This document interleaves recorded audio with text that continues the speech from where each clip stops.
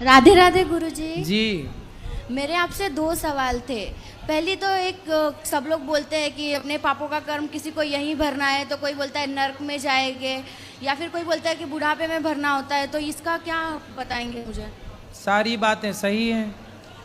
किया हुआ हमारे को भोगना है, चाहे यहीं भोगो चाहे वहाँ भोगो।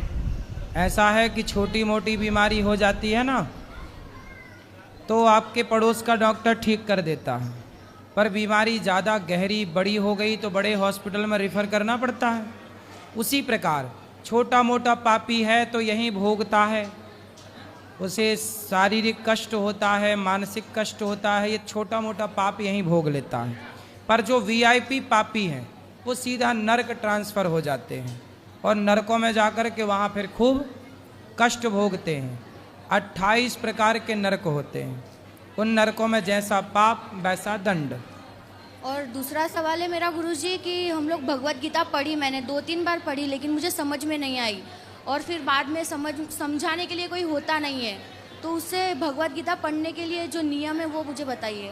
बेटा, गीता जल्दी से समझ में नहीं आती, विषय थोड़ा कठिन है, पर पढ़ते रहो पढ़ते रहो। जो चीज़ आज समझ में नहीं आ रही है वो लगे रहने से कल जरूर समझ में आ गई, और जो नहीं समझ में आ रहा है उसी को समझना चाहिए।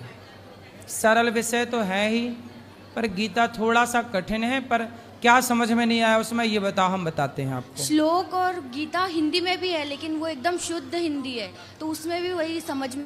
सुनो, आप टीका खरीदना, भगवद गीता की टीका आती है गीता प्रेस की, संजीवनी साधक संजीवनी करके भी एक गीता प्रेस की टीका है। टीका मतलब एक श्लोक की पूरी 2-2, 4-4 पन्ने की व्याख्या है।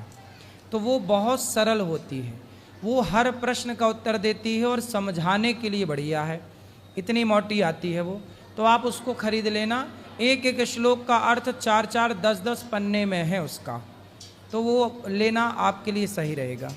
और एक सवाल है, जो हम लोग तुलसी माला पहनते हैं, तो कुछ लोग बोलते हैं कि तुलसी माला जो लोग पहनेंगे उन्हें प्याज लहसुन ये सब नहीं खाना चाहिए, तो उसके लिए कोई कोई पहनता वो है। नहीं खाएं तो अच्छा है, पर तुलसी माला पहन सकते हैं। जो खा रहे हैं वो भी पहने और जो नहीं खा रहे हैं वो भी पहने। शुक्रिया गुरुजी।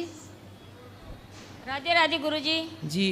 गुरुजी, मेरे 2 लड़के और 1 लड़की है। एक छोटा वाला लड़का बहुत दारू पीता है, और उसका मैंने 2-3 बार शादी किया, लेकिन एक भी नहीं रहे सर।